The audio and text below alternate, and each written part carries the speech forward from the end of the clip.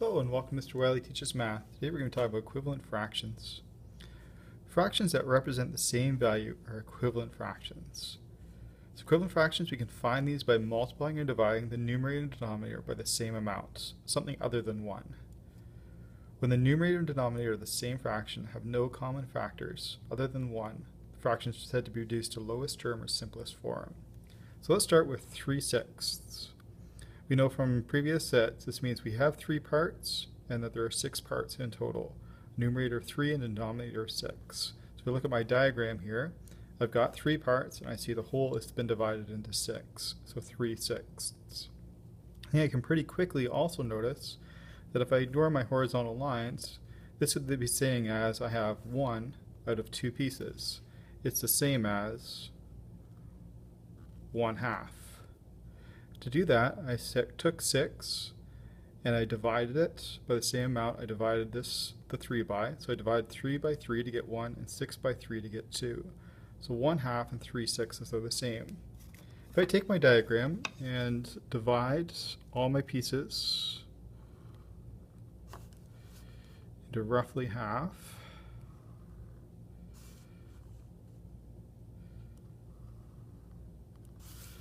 see that I have 1, 2, 3, 4, 5, 6, 7, 8, 9, 10, 11, 12 pieces.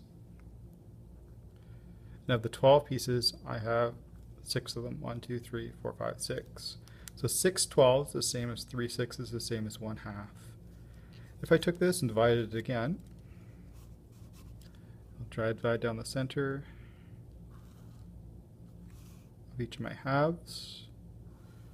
By doing that, I should now have 24 pieces, and I should have 12 pieces shaded in. 1, 2, 3, 4, 5, 6, 7, 8, 9, 10, 11, 12 out of a total of 24. And I could keep going. I could double those again and say that's 24 out of 48. That would be equivalent fraction, and that would be the same as taking all these and dividing them in half again, going along like this.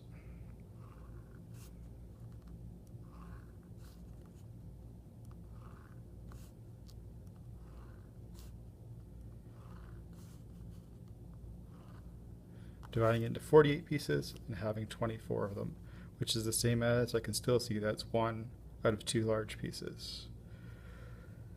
So 1/2 is our simplest form of this. It's the smallest I can go without running into decimals or fractions in fractions, because 1 and 2, the only number that we have that can they be reduced by is 1, divided by is 1, so 1/2. In fact, anytime I have 1 over any number, I know I'm going to be in lowest terms.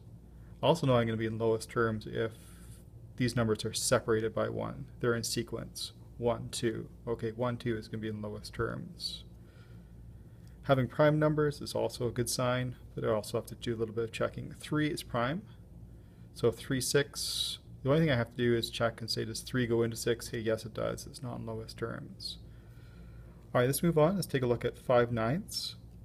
5/9, so 5 is prime. Does 5 go in evenly into 9? No, it doesn't, so that's going to be in lowest terms. And I can say that because 5 is prime. So I'm going to only be able to multiply this one.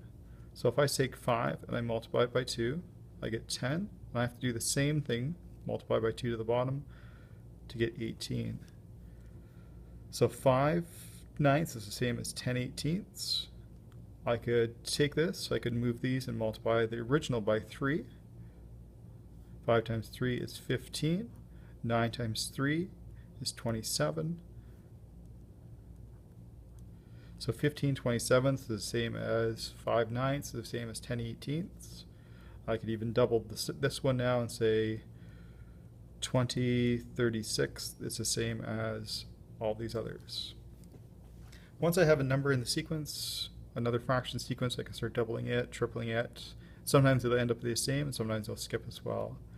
8/24. 8's not prime and 24 is not prime, so I'm pretty sure I can reduce these. So I'm going to divide. I'm going to divide by 2. 8 divided by 2 is 4. 24 divided by 2 is 12. I end up with 4/12.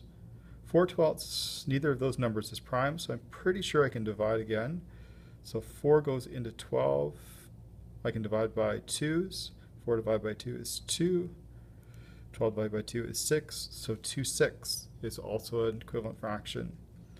2 is prime. So that's the only number I have to check. Does 2 go into 6? Yes, it does. So can reduce again. 2 divided by 2 is 1. 6 divided by 2 is 1/3. Okay, so that's by division. I could also take the same one and multiply. I could go 8 times 2 is 16. 25 times 2 is 48. And continue on indefinitely out in this direction. If I have a mixed number, meaning a whole number and a fraction, I can do the similar process, but I'm not going to do anything to the whole number. So 4, 2 and 4/10. 4 is not prime, 10 is not prime. I'm pretty sure I can get in reduce. So divide both of these, divide by 2. So I can keep the whole number. And 4 divided by 2 is 2. 10 divided by 2 is 5. Looking at this one, 2 is prime, 2, 4, 6. No, I didn't say 5, so this is going to be the lowest terms. I can also go larger. I'm going to keep my whole number, and I'm just going to multiply the numerator, the denominator by the same amount, let's say 2, and get 8/20ths. I could keep going after that, 16/40ths, and so on. Thanks for watching. Be sure to check the class website for additional notes, the assignments,